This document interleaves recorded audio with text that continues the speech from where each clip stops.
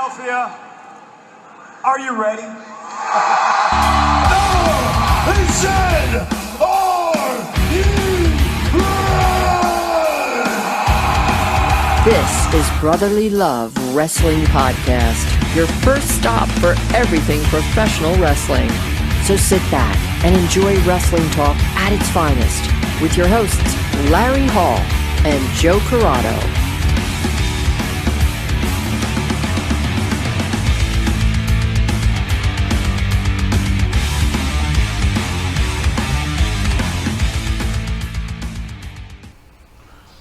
Welcome everybody to another edition of Brotherly Love Wrestling Presents Fallout, our wrestling debate show. And today we have a guest on our show who is debating the other host of our show, Joe, and that guest is Franco Varga. Franco, welcome back to Brotherly Love and first time here on Fallout. Yeah, thanks for having me, man. How you guys been? Good? Good. Third time's a charm. Yes. Third time. So it was the first time I was leaving for Japan, and then I did the Jonathan Gresham match, and then the second time, I think it was me and Tony. Yes. Me and Tony. Oh yeah, awesome. Yeah. He brought us Tony for a quick sandwich, and then he fucking rolled out. Yeah. So, and then now for Fallout. So yeah. Yes. Thanks for having me. So, for those who may have not seen our show before, this is a quick wrestling debate show. Yes, shame on you, first of all. But we'll have 5 topics that we'll touch on. Franco will go first. I'll take the topic. I'll say what it is. And Franco, you can pick whether you are for the topic or against the topic. You pick, and then Joe is stuck debating the other side. And has to make up something, which he's pretty good at. The first one, I could be the one I picked, though. You never know. Yes, it could be. So we'll start out with an AEW question, and it'll be: will AEW become a superpower in wrestling like WWE, or will they fall into the same predicament as WCW and TNA and fall into obscurity? Okay, well, I mean, I am gonna go with. I think they're not going to be around as long as everyone thinks. I think maybe I give it like 5 years, 6 years, and here's why. So eventually, the guarantees on these bigger name contracts are going to hit the high end, just like WCW. Mm-hmm. And I saw an alarming amount of guys getting signed in the beginning. I think it was something high, like 80 plus guys, and then Corona hit. All those guys kept their contracts, kept their jobs. I don't think anyone's been cut since. And then they just kept adding guys and giving opportunities, which is great for the business. Great for the guys that can get down to Florida and do it. But what happens to all the guys they're keeping? And then when Corona, all the restrictions lift, I think over time, a lot of those people are going to be cut. Things are going to trickle. Things are going to fall through the cracks. Cody's always going to be one of the top draws. Omega's going to be one of the top draws. The Bucks, of course. So, like, what happens when those contracts hit their peak and you got, instead of 3 to 4 top guys making top money, you now have 15 guys that you owe top money to and that you really can't cut over time. So I think it might run into it being a budget thing. I know they're doing pretty well in the ratings. We also haven't touched on Chris Jericho. His budget, the budget for Jericho alone has to be insanely high, and I don't see him going back. I don't know if it's a burnt bridge or not with WWE, but I don't see him going back, especially with the amount of money that I'm sure that I've heard he's gotten from them. So his popularity's gone through the roof. He's got his own cruise now. I mean, he's got his band. He's got all that. So he really doesn't need wrestling, but why would you leave if they're paying you so much to stay? So what happens when you got to pay Jericho? You got to pay Cage. You got to pay Omega. You got to pay Cody. You got to pay the Bucks. Darby Allin. The list goes on and on and on. Sonny Kiss eventually will make a lot of money in the business. So it's like, what happens? Do you let them go elsewhere? Which is, they got Rusev. You're picking up a lot of guys. Where's this money coming from? And it's like, I don't think Daddy's gonna fund it after a certain amount of time. You know what I mean? I think football is finally back. So what happens when Daddy says, "Look, I don't really want to continue to fund this. Where's this money coming from?" They got to have some major shows, some major draws as soon as the restrictions get lifted. I don't see that happening, unfortunately. And I'm talking 100,000 plus, their version of WrestleMania, not just an all-out show or what was the one with the one they did in Vegas? Double or Nothing. Double or Nothing. Yeah. Those are great shows for independent wrestling. They're competing with, and they say they're not competing. They're competing. You're competing with a giant, and you're competing with a giant that's been doing it for 30 years. So who has you in their crosshairs? Let's not even, we're not even going to pretend like you didn't move. You put your developmental product on Wednesday nights on USA Network specifically to compete with a brand new company. Of course, it's competition. I don't see, with NXT being as popular and NXT being truly developmental. So what that means, those contracts are truly developmental. So those guys are kept They on can just hang on. budget. Yeah, those guys are kept on a certain budget. So like they're working their asses off to get to Raw or SmackDown, but they're working their asses off to compete with AEW. And those guys at AEW are not developmental. They're getting paid what they're worth. But what happens when the money runs up? I mean, hopefully Corona doesn't affect it long term. I'd love to see them, last 10, 15, 20 years, 50 years, whatever. But I don't see it. I think it'll definitely take a hit in the next 5 years. All right, Joe. You went for the financials. All right. So money, I know money always plays a factor, but I think that they're gonna withstand. I think that they're gonna be in it for the long haul, because if you look at it from a money aspect, as on the other side, Vince doesn't have the money to sign up all the people that would be let go from AEW, and Vince isn't going to keep around all his top tier talent because he just doesn't. They're going to get, except for Roman, Seth, and a couple others, he's not going to keep them around either. And they're going to be big names. And AEW is going to continue to be the top next step, the alternate for WWE for quite some time. And I'm glad you brought up WWE a bunch of times and them having the money and them having the formula. Their formula is not a secret. Their formula is easily replicated. And AEW can play from another strength and get a couple big name draws that are no longer working under WWE's wing and bring them in just like WWE does for their big shows, like their WrestleManias, like their SummerSlam, like their any Royal Rumble. They can bring in these surprise former talents. It's because it's AEW, they will get a fan base that is like happy to see a part-timer, happy to see a legend, because it's not WWE. They'll be more excited because WWE, they hate when they bring back legends because they put the title on them. AEW has the formula and they can tweak it to their advantage. They can get those big names. And after this pandemic, this is the time to strike, when the iron is hot, when people are absolutely fiending to go to one of your shows. So you could possibly build enough story and keep it under wraps as best you can. You can build for something big to draw 40 to 50,000 and have a couple really big names, and then that sets you off for a little bit. That gives you that reputation, and that gives you a bigger platform now that more eyes will be tuning into. That's all the ratings are. They're going to get you the money. If you're pulling in 1 million, 2 million viewers and you're crushing the competition, there's no reason to turn you off. There's no reason to stop your funds. You're proving yourself. So if they continue to do this, there's going to be an abundance amount of wrestlers that can be signed, that can help interchangeable parts in there if you get these big names. I think that they have it. They have this. They have the blueprint. They have what works and what doesn't. All they have to do is tweak it and make it their own. Right, and you said something really I found super interesting, which is why I go back with the financials, because wrestling is a business, right? So you said interchangeable and tweaking.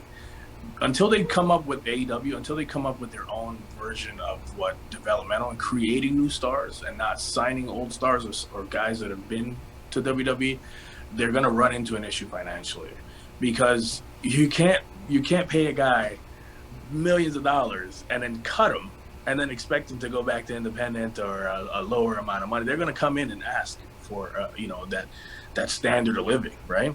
So like eventually, my thing is they have to create stars. They're buying up stars, and that's great. But in the long run, they have to create stars. They have to, and I saw that when they signed 80+ guys that were, for the most part, independent. I was just like, okay, this is going to be great for the business. They're going to develop all these guys, and then it didn't happen. So here's the thing with creating stars, though. I mean, WWE is doing the same thing. They're not really creating stars anymore. They're bringing up the top tier talent from the independents, and they're putting them in their developmental to show them how the business works and put them into they're just a cog in the machine now. Unless you're someone who comes in and you're a huge name and you get skyrocketed right to the main. But that doesn't happen often. There's not. Keith Lee did a sneeze in NXT, but they saw his potential. He went up. Of course. Now, who's to say that AEW can't knock on that formula and do the same thing, except put them on TV right away, and you can create your stars quicker that way. And they also utilize YouTube, which is a huge media platform, which, if done right, if you see in being the elite alone, you can get your subscribers and your views up. So you have someone that is social media savvy and knows how to get the views and knows how to get people over. So if you look at someone like the Dark Order, like John Silver and Alex Reynolds, they're making them into YouTube stars, which will bring in that generation that is maybe not liking, which is the next generation, which doesn't like WWE product, and they're giving them an outlet right there. And they're making it known that we're not taking anything away from our talent. We're not taking anything away. We're letting them do their thing and make their money on the side. That's a huge draw for AEW, by the way. If they have that as a stipulation when someone comes over, then you can kind of negotiate and say, well, since you're able to do this, we're going to pay you a little bit less since you're able to do side work. Right. So that $6 million contract turns into a $3 million contract, and they save on their dollar. So they're able to make, they see you make $3 million off of your social media platforms. Well, here you go. You're making money there. So now you're coming in at the same, and you can still do it. And you're still making your money. Right. And these people are they're so creative. Well, what's the update on YouTube? I thought are we able to monetize wrestling again? I don't think so. I don't think we've been able to monetize wrestling since late 2018. What Culture Pro is a big example of that. They were huge. They were killing it. I mean, they had some of the best one-time matchups, first-time matchups of all time. Like they had, Pentagon was damn near making a huge name for himself over there. And then YouTube cut the monetization, and the promotion itself was gone. Yeah, I think they're just a review show now. Yes. So, I don't think any monetization is on YouTube as far as pro wrestling goes. So Twitch then. Well, Twitch, I think Impact Wrestling and a few others, AAA, have tapped into Twitch. I don't know if it's the same as YouTube as far as the reach, but I don't think AEW are they using Twitch? They're using YouTube. Yeah, no, they're not using Twitch though. Not AEW. So for them to put an entire show on YouTube, are they making money, or is that just to develop them to put them on TNT eventually? I think it's twofold. I think you're making big money off of advertisement. Split. I think they split. I know for a fact they split that with the network. That was hopefully their next deal is full advertising like WWE gets. And that way, we'll see them, skyrocket and be able to do these huge shows. But right now it's a split. And they also are on a network that has basketball full time, which is, always a concern. But they're, But they promote the hell out of it during those basketball games. Yes, they do. And they have more than one station. You're not just seeing it on TNT. You're seeing it on TBS. You're seeing it on FX. You're seeing it on They run it on True TV as well, as far as the ads, because that's the same parent company. Oh, they're on True TV as well. Okay. Well, yeah, the ads are anyway for AEW. Yeah. You're not getting the same eyes as on Fox, because Fox has more eyes than TNT. But you're still getting the eyes, and who's to say that someone else isn't going to want to pick them up down the road as well? That's what I'm thinking. Yeah. Maybe the USA Network finally deal finally goes south and they pick up AEW, because they've had wrestling forever. So that would be huge for them, because USA is huge. It's a big network. So yeah, I mean TNT is not the end all be all for them. I don't see them, I don't see them going anywhere. I don't see them going anywhere anytime soon. I think that this is going to be a younger person's generation. Like, this is the new generation of wrestling. I mean, the tried and true will always be popular to an extent, but I think that people are craving something different. I think that AEW won't die down because, not to mention total viewership. Like, back when they were doing the actual Monday Night Wars and WCW went out of business, the total viewership was up almost, 1,000%? Yeah. They don't draw numbers like that anymore, so they can both stick around and get mediocre numbers forever. Mm-hmm. They're not going to cancel wrestling forever. No. They're not going to just cancel wrestling. It'll figure out a way, and I think they're going to both figure it out together at the same time. So WWE's already shown that they don't even need a network, especially for the pay-per-view aspect. Like, everyone's got their own the WWE network to watch pay-per-views. What's to say they eventually grab their rights back for Raw and SmackDown and just put it all on the network, and like that's $10 that they don't have to split with anybody, and they hook everybody. They less people unsubscribing because they need that Raw and SmackDown and now the pay-per-view.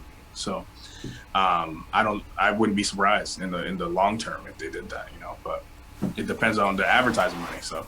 So kind of continuing with the theme with AEW, we saw an article this past week and people comparing Darby Allin in AEW to Sting. So that's where this next question is inspired by, is does it do the wrestlers of today a disservice by being compared to the big names of wrestling in the past? So Joe, since Franco took the first one, you have the choice on this one. Dang it. Does it do them a disservice or no? I think it does do them a disservice in the fact that you're always living in a bigger draw's shadow. Like, I always think that when people are comparing someone who might be Latino and someone that does a frog splash, they compare them automatically to Eddie Guerrero. Eddie Guerrero is a humongous shadow to be in. If you can never be yourself, you're never going to make it past that person.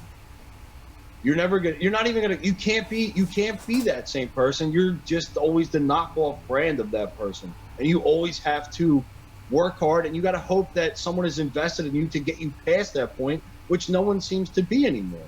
Like, there's not ever going to be, if you're compared to Stone Cold, as cool as that sounds, you'll never be Stone Cold. So you will never get above him. Therefore, wrestling will never get bigger than what it was.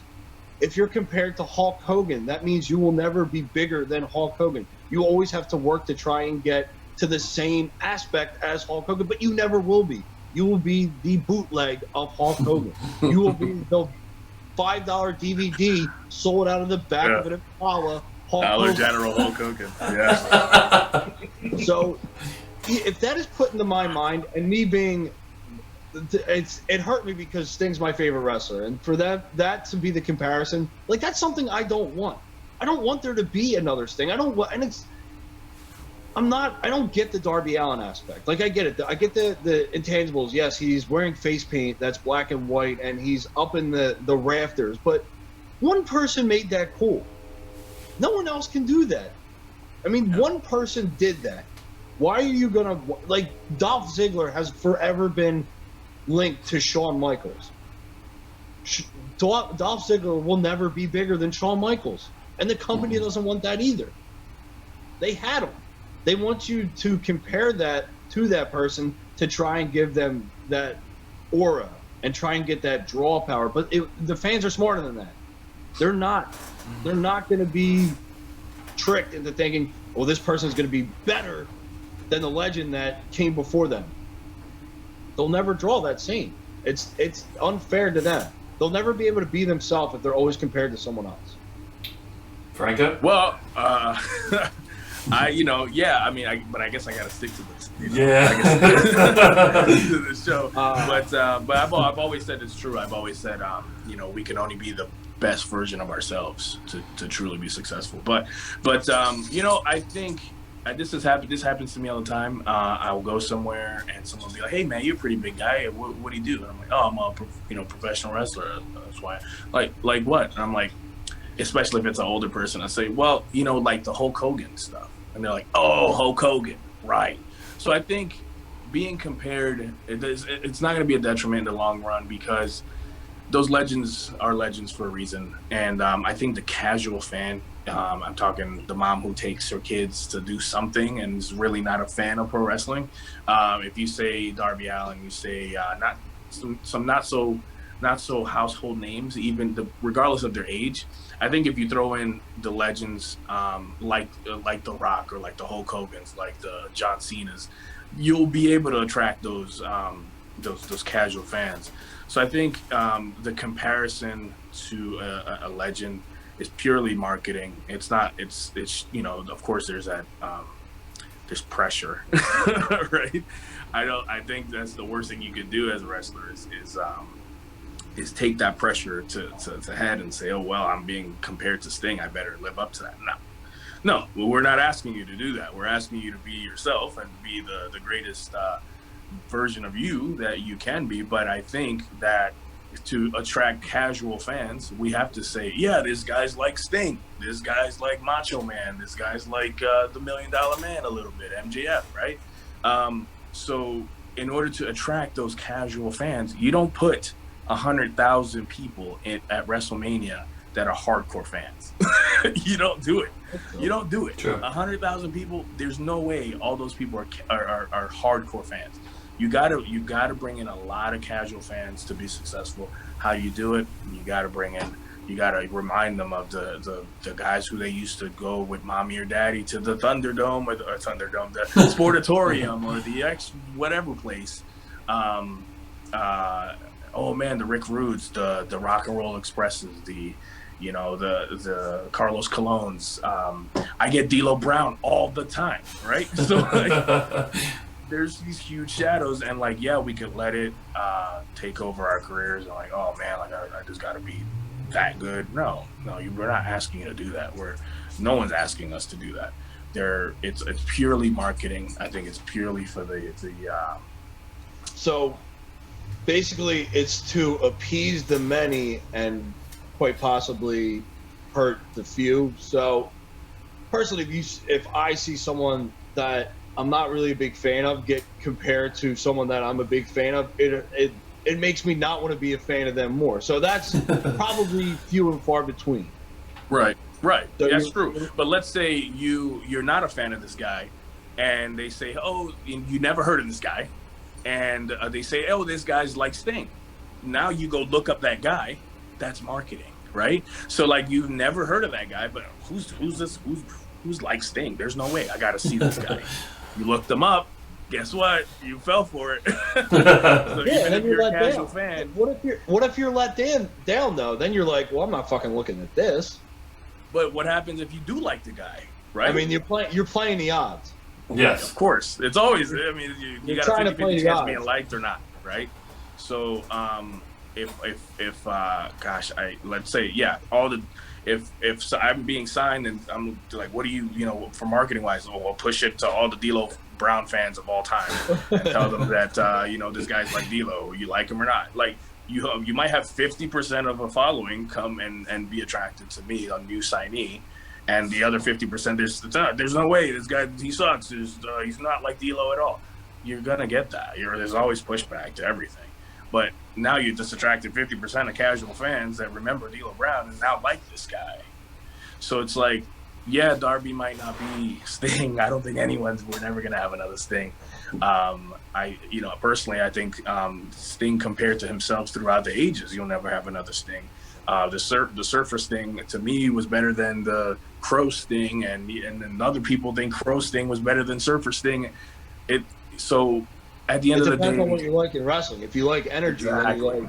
then you like surfing. Exactly. So at the end of the day, I don't think it's a detriment to say, hey, people, look at Darby Allin. he's like Sting. I think it's working because you put eyes on someone and you give the fans a chance to like him or not. It gives the fans, which is ultimately what you want to do, is because you're trying to attract the fans. But especially the casual fan, especially. I truly think it hurts the wrestler, and I think it does hurt the wrestling business a little bit because I don't think you give them that draw power to ever become bigger.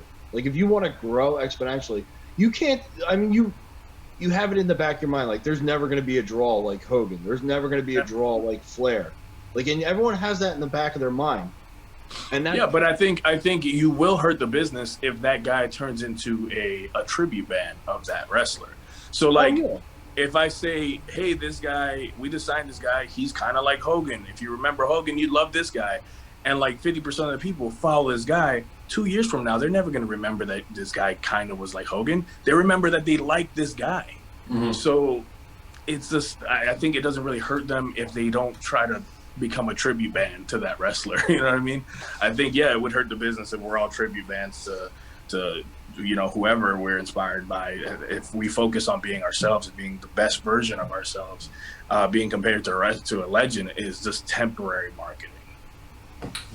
All right, so we spoke about obviously being compared to the greatest of all time. So with this next topic, in this sport that is as subjective as it is in professional wrestling, can there really be a greatest of all time? And Franco, you get to choose, yes or no, can there really be greatest of all time in professional wrestling? Might I just say, this is the best show that Larry has put together. The flow of this is impeccable. I appreciate that. Thank you. These are all over the place. Tough questions. No, these are tough. These are good. I think, no, I don't think there will ever be a GOAT in wrestling. And here's why. There's no real stats. So there's nothing for us to go by. We don't, we can say 14, 15, 16 time champions, but a lot of the people know it's scripted and it's all based on ratings, based on drawability, based on a lot of things. But wrestling changes every 5 years. And that's something that, a lot of people understand about wrestling is you can be, the best of that 10-year period. John Cena is the best of his 10-year period.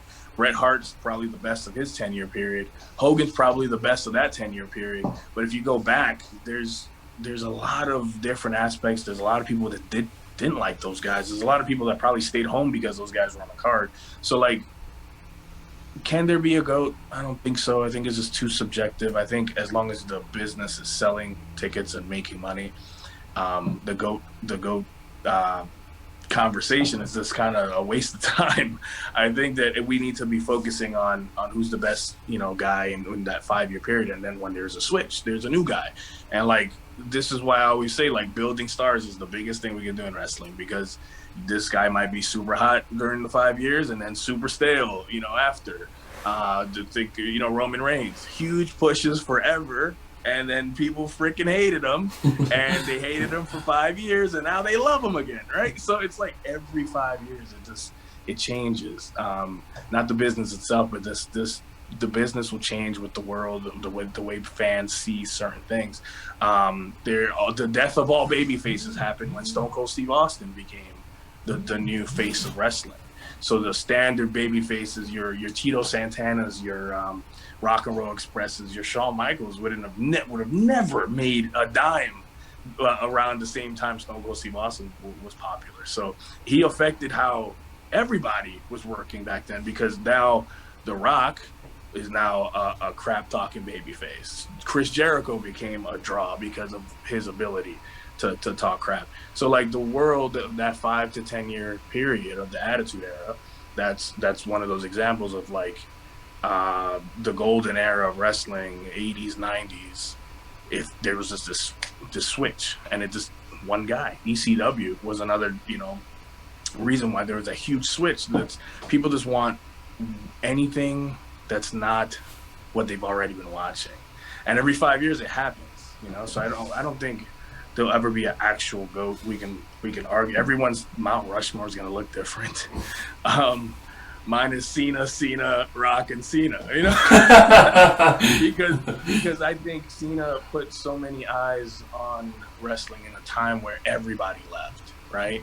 And I think that's probably like something that that company rewarded the crap out of him. But then on top of that, I mean, the guy took his personal time and did all the stuff with Make-A-Wish, and he's got like the world record for Make-A-Wish, 600 plus. You know, I have 10, and I'm like, yes, 10. And he's got 600 plus. You know, nowhere near. So no one's gonna catch that. So like, to me, he's the GOAT. But to other people, well, you know, he's 5 moves of doom. I hated that guy. So it's like, there's never gonna be a real GOAT. There's no stats. There's no free throw percentages, there's no, you know, there's none of that. We don't really get a ring at the end of the day, none of that, right? It's all just a bunch of props, and it's at the end of the day, it's all about making money and selling tickets. So if you're the guy at the time and you're the guy who brings that switch to wrestling, that 5-year turn to wrestling, then yeah, you deserve to be the best of that time period. But there's no GOAT. Okay. You know, Ric Flair and Dusty together, they held it down for years, right?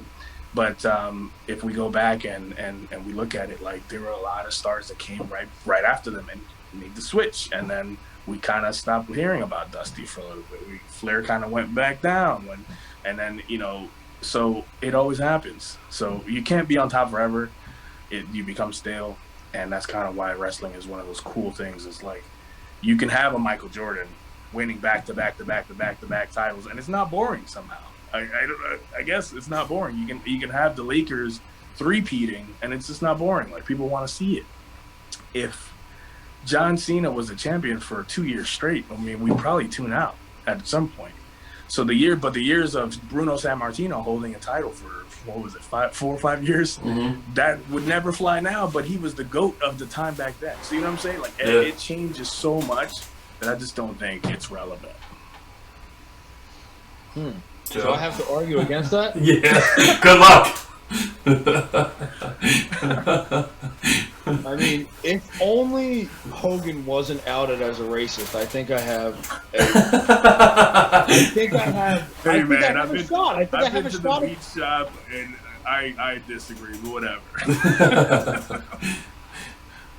I think if I were to argue against this, it would be if you were to ask non-wrestling fans, or if you were to ask just common people, when you think wrestling, I think that's the only way you get to find out the greatest of all time. And I think Hogan is that. I think the majority would be Hogan. I mean, as you get younger, it would probably be Cena, but I think you take out, like, I think you get into the who was born 2001 and to now. So you have all those people that are alive before that. I think it's still Hogan.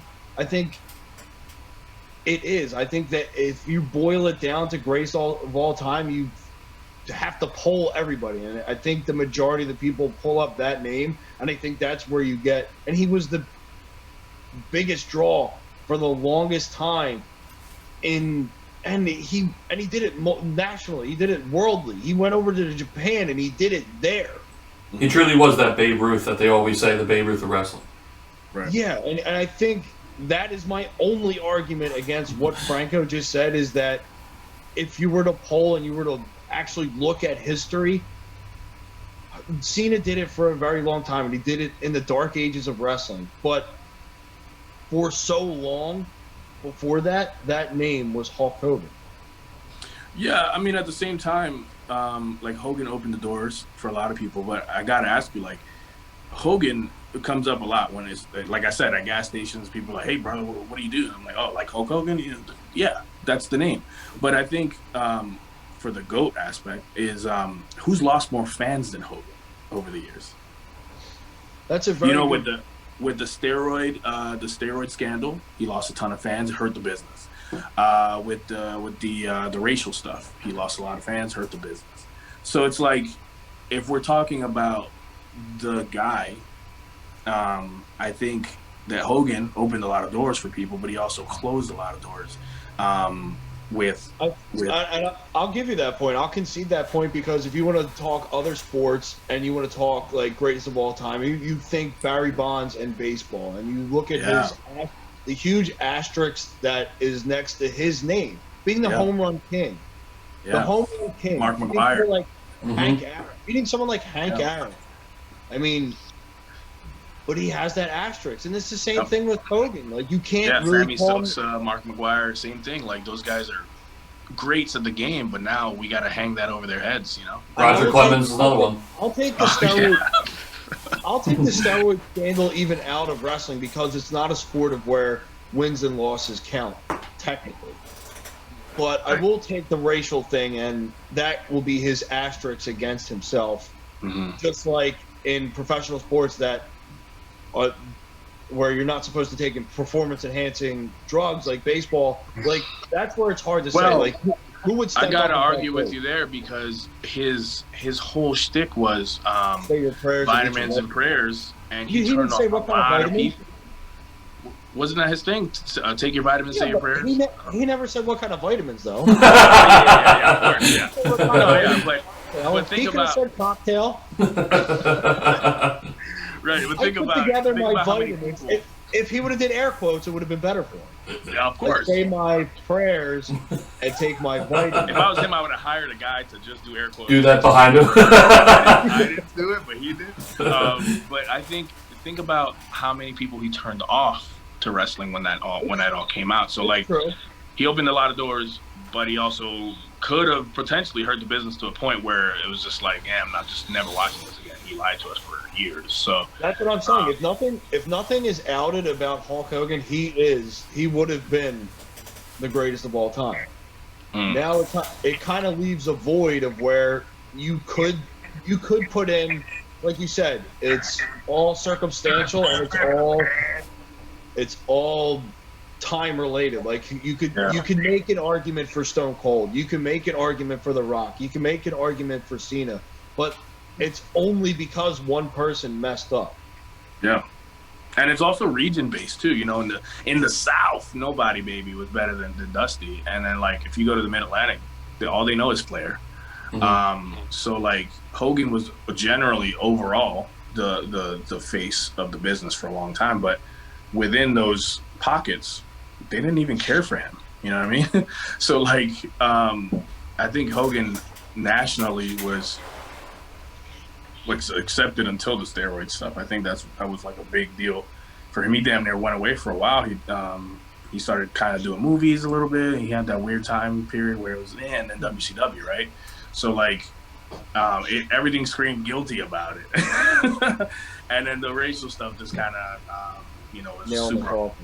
Yeah, it was really off-putting. So another reason to give people, another reason to give people a reason to tune out of wrestling. So I think if you do that, if you just hurt the business in any way, especially like this whole, what was it, the speaking out stuff. Yeah, if you hurt the business in any kind of way, like it's just, you shouldn't be part of the conversation, I think. Well, here's the thing. When all's said and done and we go 50 years and someone digs up this interview from whatever time capsule they need to, that means I would have drawn a lot of money, and so hopefully this conversation could end up being a different way, and it could be John Cena, the squeaky clean person that won the title 16, 17 times, possibly broke the great Ric Flair's record, and was just he was a draw. It could be Cena as the greatest of all time. Yeah, I think so. When all said and done. Yeah, I think so too. I think it will be Cena over, because people are now looking at wrestling as far as work rate and a bunch of other things, and I think like you're just ethics are a big thing in wrestling now, and then like just things outside, because there's so many cameras. I mean, we're all movie producers if you have an iPhone, you know what I'm saying? So there's so many cameras, so many things are on you at all times where I think Hogan wouldn't have survived it back then, So I don't think anyone would have. Anyone in that era. Yeah. Imagine Ric Flair in this era. No way. Yeah, when it lasted. So I think Cena being such a good dude for the business and being such a great example for the business, on and off camera, and in and out of the business, I think that's what overall makes him the GOAT in the long run. Yeah. So somehow managed. If there is the thing. Yeah. I think I somehow managed to swing it into a possible win. Maybe, but I still think that it's so subjective. All I had to do was get him to say it. Yeah, I just think that it's so subjective because guess what? Cena will never be the GOAT in Canada.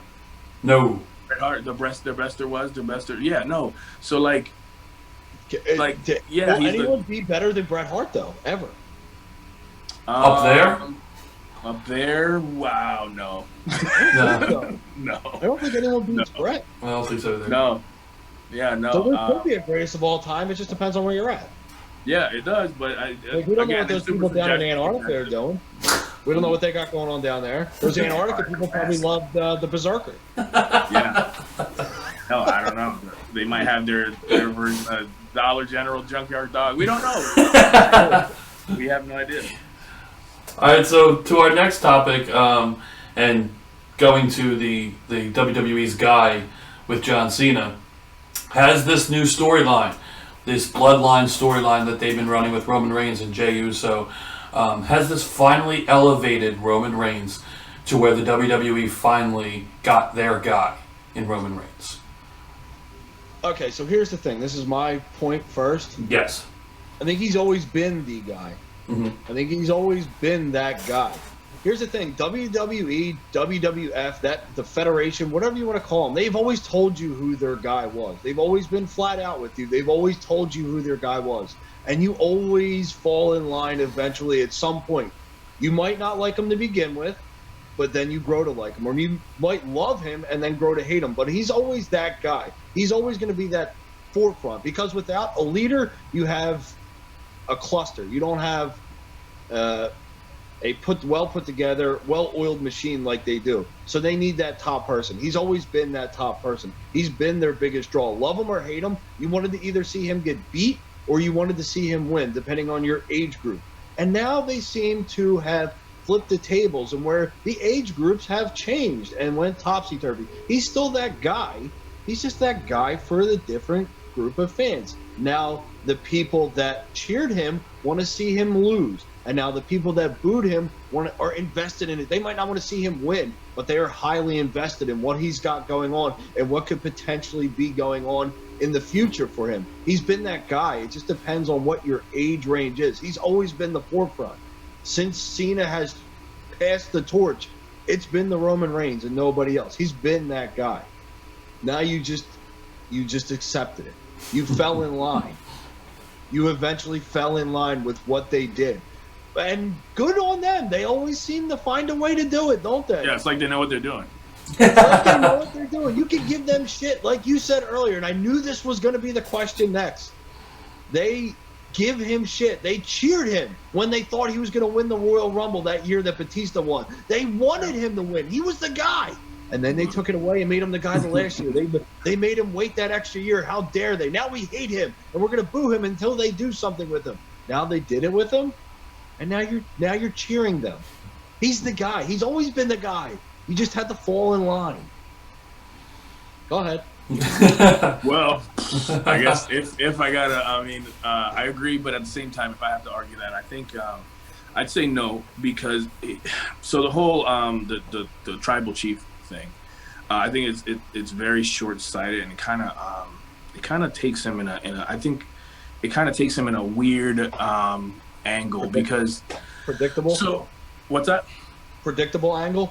No, not predictable because it's like, okay, so you just beat the crap out of the Uso brothers for a while and now you're the tribal chief, but like who do you plug into that, you know? Because like unless they're building to The Rock, which is very predictable, I don't see them going any other way. You can't really plug in just any other wrestler and challenge him for the tribal chief crown. That makes no sense, you know what I mean? So like, unless you're gonna dust off and bring back like Rikishi or these kinds of guys, like where are we going with this? Obviously a lot of people are predicting he's working with The Rock next, and I think that takes away from his overall stardom to need The Rock to sell tickets. So I think they're getting there eventually, but I think that them going in this direction and needing The Rock to sell tickets, but The Rock's a super mega star. right? I mean, the guy can endorse I mean, presidential. that's smart business on their part. I mean, right. But again, like a lot of fans hate we're having to bring back these guys to, every time they brought back Goldberg, they crapped on it. Every Goldberg won the title though. Here's the thing, they crapped on The Rock the first time he came back because he beat Punk, and it was clearly set up Rock versus Cena. When they bring Rock back this time, it's not to win the title. Right. It's to win the rights to remain the tribal chief of their tribe. It's to set him apart and to set him as your top heel now. Your top guy. Still your top guy, but your top heel. But the question is, does that make him the guy? And I think having to work with The Rock doesn't. I think them having to bring back a guy, a mega star like The Rock, it puts that number 2 stamp on Roman until that match eventually happens. So like that storyline, I think might have hurt him a little bit. Where if they would have just went with the standard Paul Heyman guy thing that everybody thought was coming, that would have been great. That opens up so many doors. You can work with just anybody. But the whole tribal chief thing, kind of. Where do we go? If you take that route, that just makes you generic Brock Lesnar. Well, it's been done. And WWE is a company of formulas, so it's been done. Here's the thing, though. It worked. If you run this angle against The Rock, and it has to be though. It has to be. And that's your ending point to put Roman at this meteoric, like, now you beat The Rock. Now you're at WrestleMania. You're the tribal chief. He accepts you as the tribal chief at WrestleMania. You elevate him. Yeah, you elevate the crap out of him, yeah. But and then he becomes the guy, right. But to keep him elevated, now you have to beat the former guys. So now you run an angle with him versus Brock, and Heyman's in the middle now. Right. And now but then that kind of turns into the whole legend killer aspect that they've done with Orton for years. So, like... Yes, but everything in wrestling is a rehash. Everything. Of course, yeah, it's all recycled. Everything's always been done before. If there's minor ways to tweak it, I think that's when you can appreciate it. But I think for them to say this is the guy, and then have to bring back The Rock, who's obviously no one's bigger than The Rock, especially right now. So that puts him in that number 2 spot until that match happens because of the storyline. Can I interject real quick? With your saying this, and you said it twice, and it came to my head the first time you said it. So just to play devil's advocate on that point. You're saying you're bringing in The Rock because he's not the guy yet, and he will anoint him the guy at Mania and with the whole end of the storyline. Yeah, because where do you go from there? Like the storyline is a little bizarre at this point. What is that? It's good, but it's just with that now Hogan Rock back at Mania. What was that match doing? Wasn't that match doing the same thing, where you brought you have Hogan against The Rock and him elevating him? He's still a full-time wrestler. Right. No, here's my thing. The whole tribal chief thing, though. What happens when The Rock has to do a movie and they have to prolong the tribal chief thing? Who do you work with then? Like, there's not that many Samoans still wrestling. Yeah. So, like, I think that's where I'm just like, why do that now? Like, they must have already locked down the match. And they had to. Yeah, of course. So, they probably locked it down after he did Hobbs and Shaw. Right. So like that's my thing is like, okay, until we get that match, we're kind of anticipating the match to the point where it's like, just bring The Rock in already. How can we call Roman the guy when we're anticipating him to work with an even bigger guy? And then what happens to his overall stardom if that match never happens? So it's like, do we just surpass him for like, I don't know, Orton's doing great work like always. So like, do we just kind of skip over? Do we hold our breath forever until The Rock shows up for Mania, or do we just kind of that was weird, and like you beat up all your Samoan brethren to be the tribal chief, and then it means nothing to no one else on the roster because they're not. Yeah, but here's the thing though, he's still the guy though. He's still the. He will always be the guy. He's been the guy since the Shield. He's been the guy since the Shield. But I think in order to counter your, I think the only detriment to him at this point is we're anticipating the match with The Rock, and that's kind of like, can he be truly the number 1 draw in wrestling if we're waiting for The Rock? he also needs something different. And anyone that you were to bring up or anyone isn't going to elevate Roman anymore. Say you were to bring up Karrion Kross, someone he's never faced before. Right. That's going to give the eyes on Kross, but that's not going to elevate Roman's already at the top. No, it does nothing for Roman. Well, other than a great match, it does nothing for Roman. But no. Then why the tribal chief? Because that fits in with his culture. Something cool to put on a T-shirt. You know, like where's the end game? I'll take tribal chief over big dog any day of the week. I'm just saying. Forgot about the big dog. Get on my side. I'm making that point. So, all right, let's move to our last topic and put this one in there because, well, it's been 30 years, this Survivor Series, since The Undertaker. 30 years of him wrestling. One of the greatest. You talk about GOAT, that guy is in the conversation. Yeah, so, did The Undertaker damage his legacy by finally breaking character and letting everybody into who the real Undertaker really is? So, Franco, you got this last one.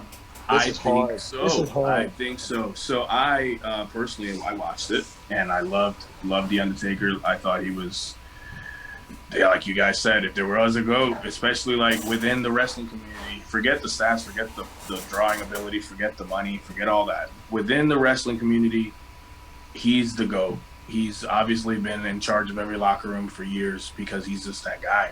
But he came off kind of whiny to me during all of that, and I lost a tiny, like 1%, for him. I was like, you've made millions of dollars. You could have stepped away at any point. You knew you were kind of putting on matches that weren't up to your standard, even though the fans loved it. Just the fact that you were showing up, the fans loved it. You left on the highest peak of any performer. God, you know what I would give to just leave my gimmick in the ring and be done with it? Like that, him leaving the jacket and the I would kill for that. So you left and then you came back. So like, I kind of stopped feeling sorry and I started to look at like, why? You know what I mean?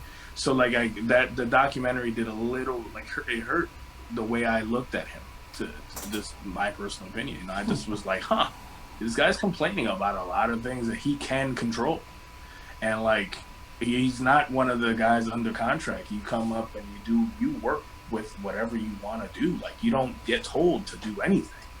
You've earned the right to say, nah, I'm not doing that match, I want to do this. Or you don't have to answer the phone around April time. You don't have to. So you're 1 in, 1 out, you're done. And if you don't like the match, great, you just walk away or don't show up. And I understand the passion, and I understand wanting to be. He is WrestleMania. WrestleMania without Taker is just weird. But that's why I'm happy that we found a way to maybe keep him around, which with the cinematic drawing, the cinematic matches to draw people in.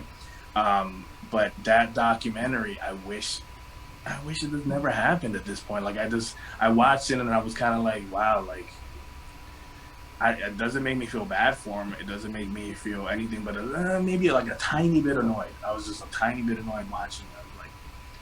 Like you're in absolute control. Like as a wrestler, as a performer, as anything you want to call us. Like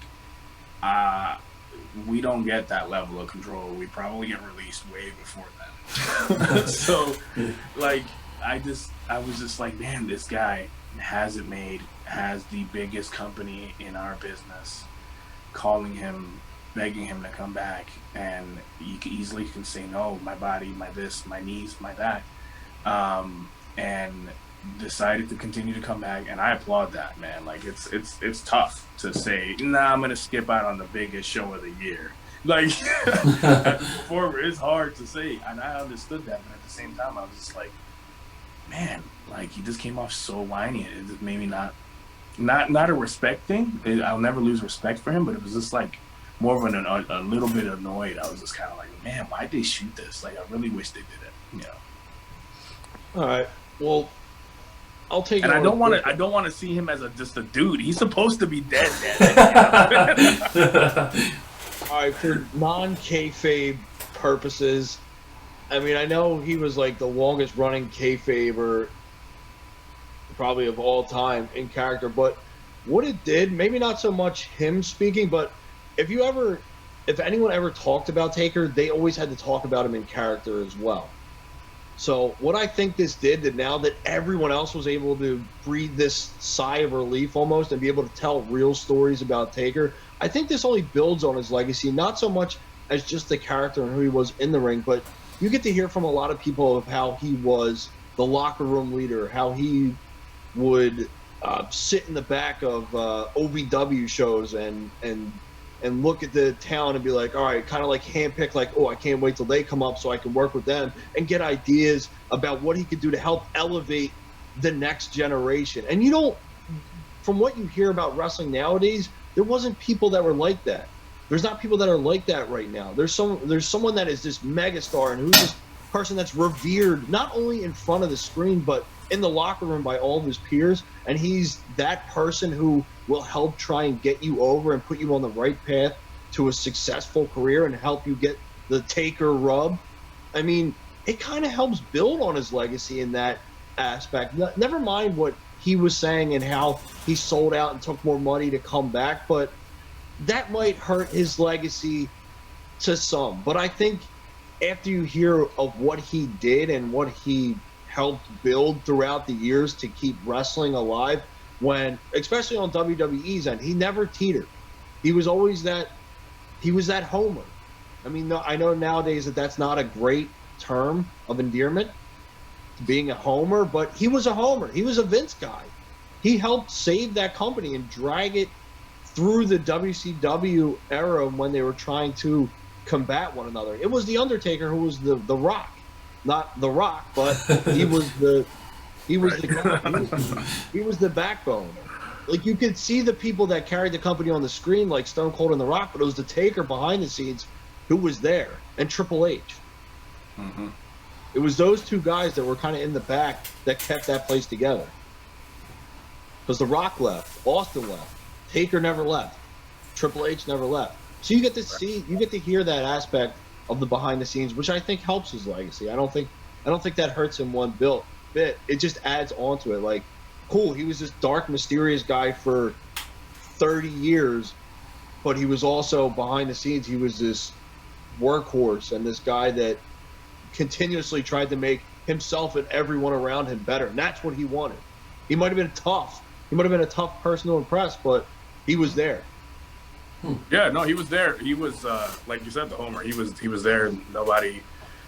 He was the door. You know, there was if you're gonna go into the WWE, you kind of eventually have to get his stamp of approval. But I think that overall, especially just thinking as a casual fan, like you follow Taker for 30 plus years, and then you see him complaining about things that are easily, avoidable, or it just gives you that all right, like, let's not, It gives you a sour taste, but I think if you actually were to look at it, be like, okay, well, I enjoyed him for 30 years and never really heard him speak a word besides "I'm going to kick your ass."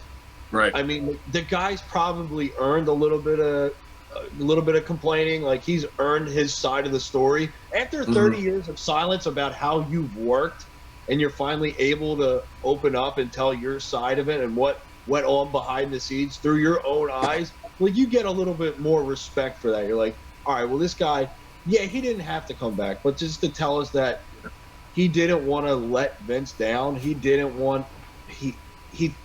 felt like he was always there for him. So this is these times where he could be there, because the business isn't left how he left it.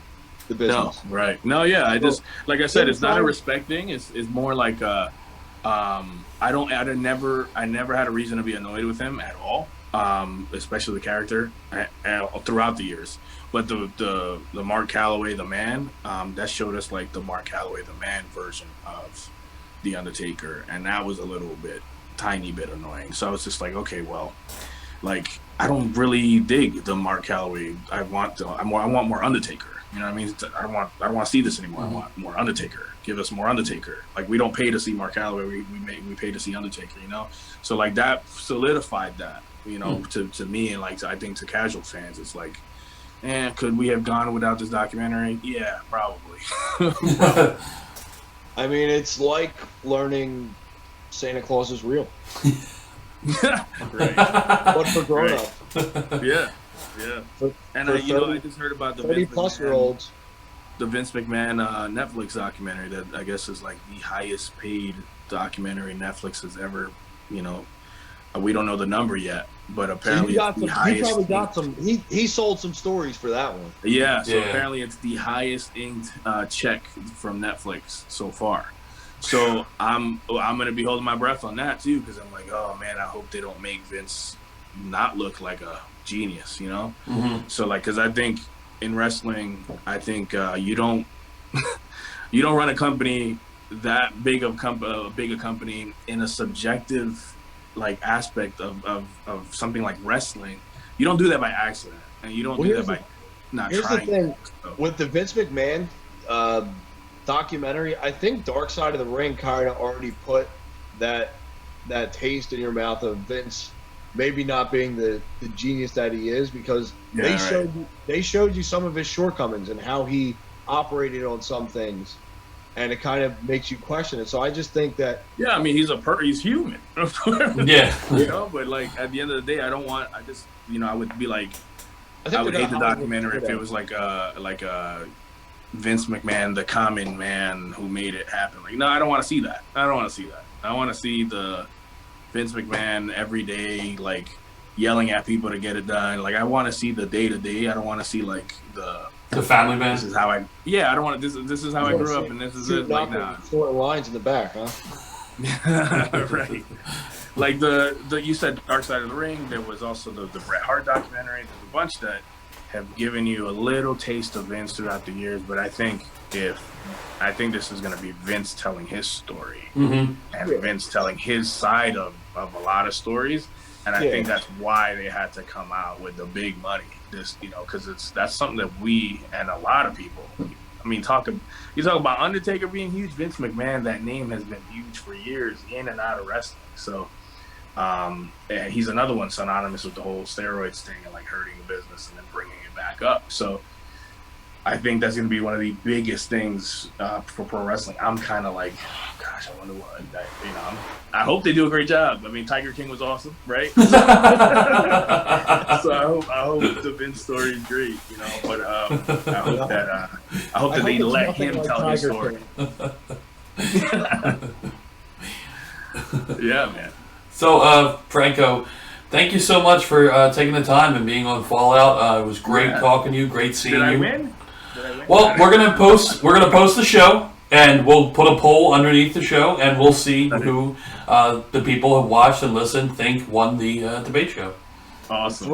I'm 3-1. You're 3-1. Yeah. You're probably 4-1 now. Yeah, man. Thanks for having me. I really appreciate it. You guys know how to find me online and all that at Franco Wrestles. I keep it short, sweet, boring. Boring is easy, right? Mm-hmm. So. Yep. And then you guys know I'm going back to the UK, and then if restrictions lift, I'll hopefully be making my big debut in India in the summer. So that's kind of what I got going for me. I'm the Journey Man is the DVD. We're working on that. The Franco Varga, The Journey Man. See, play on words. Nice. So we're working on that, and this will be like country number 8 for me. So this will be good. So Wow. I wish I was so as huge on social media in my first 3 years than I am now. I post everything now. I'm sure you guys see it. So yeah, man. I just you guys are one of my favorites, and I'll definitely try to stay in touch with you guys, and hopefully yeah. And it was great debating with you guys. One of the favorites. Yeah. You guys are definitely one of my favorites. I don't listen to too many. So I'm in wrestling, right? So I try not to like.